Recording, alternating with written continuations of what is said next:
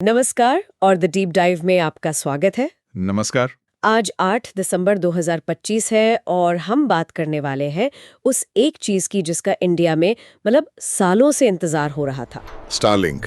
हाँ, स्टारलिंक की एंट्री बरसों की आप कह सकते हैं सरकारी रुकावटों और कंफ्यूजन के बाद एलन मस्क की सैटेलाइट इंटरनेट सर्विस अब इंडिया में लॉन्च के लिए लगभग पूरी तरह से तैयार है। बिल्कुल। और आज की हमारी ये पूरी बातचीत स्टारलिंक इंडिया हाई प्राइस लो ऑर्बिट कॉन्क्वेस्ट नाम की एक बहुत ही डिटेल्ड रिपोर्ट पर आधारित है। बिल्कुल। ये रिपोर्ट हमें बताती है कि पर्दे के पीछे क्या-क्या हुआ है और सबसे जरूरी आगे क्या होने वाला है। तो आज का मिशन साफ है। हम ये समझने की कोशिश करेंगे कि सालों के इंतजार के बाद आखिरकार स्टारलिंक भारत में किस शक्ल में आ रहा है, उसकी जेब पर असर डालने वाली कीमत क्या है। हाँ, और इसने सरकार की मुश्किल पहेलियों को कैसे सुलझाया और बाजार में इसका मुकाबला किससे होने वाला है। तो चलिए शुरू करते हैं। चलिए सीधे उस खबर से शुरू करते हैं जिसने सबका ध्यान खींचा है, कीमत। सबसे बड़ा सवाल। सालों से लोग अंदाजा लगा रहे थे कि स्टारलिंक इंडिया में कितना महंगा होगा। अब वो सामने आ गए हैं। रेजिडेंशियल प्लान यानी जो घरों के लिए प्लान है उसका मासिक सब्सक्रिप्शन है लगभग 8,600 रुपए। 8,600 रुपए प्रति माह। और ये तो सिर्फ महीने का खर्चा है। हाँ, इसके ऊपर आपको हार्डवेयर भी तो खरीदना होगा। बिल्कुल, वो छोटी सी सैटेलाइट डिश जिसे वो डिशी कहते हैं और राउटर, इस पूरे किट की एक मुश्त कीमत है 34,000 रुपए। 34,000 रुपए तो शुरू करने के लिए ही एक अच्छा खासा अमाउंट खर्च करना होगा। हाँ, पहली बार में 8,600 रुपए महीना और 34,000 रुपए एक बार में। जब भारत में ज्यादातर लोग 500 से 1,000 रुपए महीने में अनलिमिटेड फाइबर इंटरनेट इस्तेमाल कर रहे हैं तो ये कीमत तो बहुत ज्यादा लगती है। ऐसा लगता है कि ये किसी और ही दुनिया के लिए बना है। बिल्कुल, और मुझे लगता है यही इस पूरी कहानी का सबसे अहम पहलू है। सही बात है। ये कीमत साफ करती है कि स्टारलिंक का इरादा दिल्ली या मुंबई के उस यूजर से मुकाबला करना है ही नहीं जिसके पास पहले से जियो फाइबर या एयरटेल एक्सट्रीम का कनेक्शन है। उनकी लड़ाई उस बाजार में है ही नहीं, वो उस ग्राहक के पीछे जा ही नहीं रहे हैं। तो फिर उनका ग्राहक कौन है? कौन देगा 6,600 रुपए महीना जब उसके पास इतने सस्ते विकल्प हैं? वो लोग जिनके पास कोई विकल्प नहीं है। अच्छा, रिपोर्ट के मुताबिक स्टारलिंक 3 खास तरह के ग्राहकों को टारगेट कर रहा है। पहला, भारत के वो दूर दराज के इलाके, जैसे कि सोचिए लद्दाख का कोई गांव या उत्तराखंड के पहाड़ों में बसा कोई होम स्टे, या राजस्थान के रेगिस्तान में कोई फार्म हाउस। बिल्कुल, जहां फाइबर केबल बिछाना या मोबाइल टावर लगाना लगभग नामुमकिन है। उनके लिए जीरो कनेक्टिविटी से 6,600 रुपए में हाई स्पीड इंटरनेट मिलना एक वरदान जैसा है। हाँ, ये बात तो समझ आती है। उनके लिए तो ये गेम चेंजर होगा। और बाकी दो? दूसरा है मोबिलिटी सेक्टर। मोबिलिटी यानी चलती फिरती चीजों पर इंटरनेट। समुद्री जहाज जो हफ्तों तक समंदर में रहते हैं या फिर हवाई जहाज जिनमें यात्रियों को वाईफाई देना होता है। ये एक बहुत बड़ा और कह सकते हैं प्रीमियम बाजार है। और तीसरा कौन है? तीसरा है एंटरप्राइज यूजर, बड़ी बड़ी कंपनियां, बैंक, आईटी फर्म्स। अच्छा, जिन्हें एक बैकअप लाइन चाहिए होती है। सही पकड़ा। जो अपने मेन फाइबर लाइन के साथ एक फुल प्रूफ बैकअप चाहती हैं। अगर उनका मेन इंटरनेट बंद हो जाए तो उनका काम 1 सेकंड के लिए भी ना रुके। और वो इस भरोसे के लिए खुशी खुशी ये कीमत देंगे। बिल्कुल ठीक है, तो ये साफ है कि ये एक खास जरूरत के लिए बनाई गई एक प्रीमियम सर्विस है। लेकिन भारत में किसी भी कंपनी के लिए सिर्फ प्रोडक्ट और कीमत ही सब कुछ नहीं होता। नहीं, असली लड़ाई तो सरकारी दफ्तरों में लड़ी जाती है। और स्टारलिंक की लड़ाई तो बहुत लंबी चली है। बहुत लंबी। और सबसे बड़ा कांटा था स्पेक्ट्रम आवंटन का मुद्दा। वो एयरवेव्स या फ्रीक्वेंसी जिसपे सैटेलाइट अपना सिग्नल भेजेंगे, वो स्टारलिंक को मिलेगी कैसे? ये एक ऐसा पेंच था जिसमें लॉन्च सालों तक फंसा रहा। सही बात है। चलिए इस लड़ाई को थोड़ा खोलते हैं। इसमें 2 टीमें थी, है ना? एक तरफ कौन था और वो क्या चाहता था? हाँ, एक तरफ थी भारत की अपनी बड़ी टेलीकॉम कंपनियां, खासकर जियो और एयरटेल। ओके। उनका तर्क बहुत सीधा था। स्पेक्ट्रम देश की संपत्ति है और इसे नीलाम किया जाना चाहिए। ठीक वैसे ही जैसे 5G के लिए किया गया था। बिल्कुल, जो सबसे ज्यादा बोली लगाए उसे मिले। इससे सरकार को भी मोटा राजस्व मिलता। उनके लिए ये एक लेवल प्लेइंग फील्ड की बात थी क्योंकि उन्होंने 5G के लिए हजारों करोड़ रुपए चुकाए थे। और दूसरी तरफ जाहिर है स्टारलिंक और दूसरी ग्लोबल कंपनियां थीं। हाँ, और उनका तर्क बिल्कुल अलग था।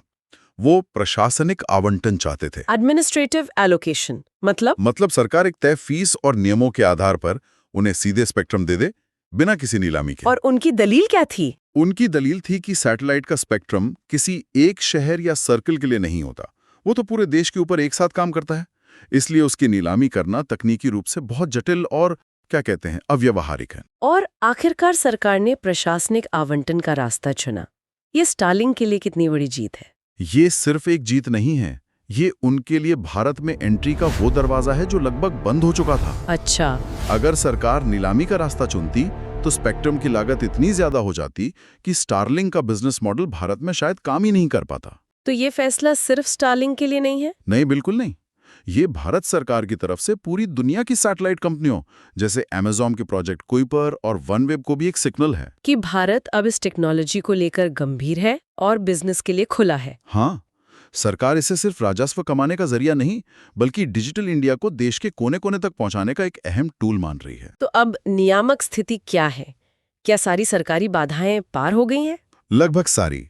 रिपोर्ट के मुताबिक उन्हें जरूरी GMP-CS लाइसेंस मिल चुका है। Global mobile personal communication by satellite licence. हाँ, स्पेक्ट्रम आवंटन का रास्ता भी साफ हो गया है। अब बस एक आखिरी पड़ाव बाकी है। और वो क्या है? गृह मंत्रालय से सुरक्षा मंजूरी यानी सिक्योरिटी क्लियरेंस। और ये सुरक्षा मंजूरी इतनी अहम क्यों है? देखिए, ये एक विदेशी कंपनी है जो सैटेलाइट के जरिए पूरे देश में डेटा का संचार करेगी। तो सरकार ये सुनिश्चित करना चाहती है कि देश की सुरक्षा से जुड़ा कोई सेंसिटिव डेटा गलत हाथों में न जाए। और जरूरत पड़ने पर सुरक्षा एजेंसियों के पास इसकी निगरानी का अधिकार हो? बिल्कुल। ये एक स्टैंडर्ड प्रक्रिया है लेकिन बहुत महत्वपूर्ण है। जैसे ही ये क्लियरेंस मिलती है, स्टारलिंक अपनी सेवाएं शुरू कर सकता है। तो सरकार की तरफ से हरी झंडी का इंतजार है। लेकिन ये मंजूरी मिलना तो सिर्फ शुरुआत है। हाँ, असली खेल तो बाजार में शुरू होगा। और वहां पहले से ही एक बहुत बड़ा खिलाड़ी मैदान में उतरने की तैयारी कर रहा है। हाँ, और उस खिलाड़ी का नाम है रिलायंस जियो। वो अपने जियो स्पेस फाइबर ब्रांड के साथ इस बाजार में उतर रहे हैं।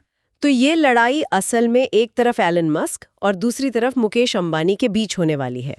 एक तरह से हाँ, ये सैटेलाइट इंटरनेट का क्लैश ऑफ टाइटन्स होने वाला है। स्टारलिंक बनाम जियो स्पेस फाइबर सुनने में तो एक जैसा लगता है, लेकिन क्या इनकी टेक्नोलॉजी और रणनीति में कोई बड़ा अंतर है? बहुत बड़ा, जमीन आसमान का अंतर है, और यही इस मुकाबले को दिलचस्प बनाता है। अच्छा, पहले टेक्नोलॉजी की बात करते हैं। ठीक है।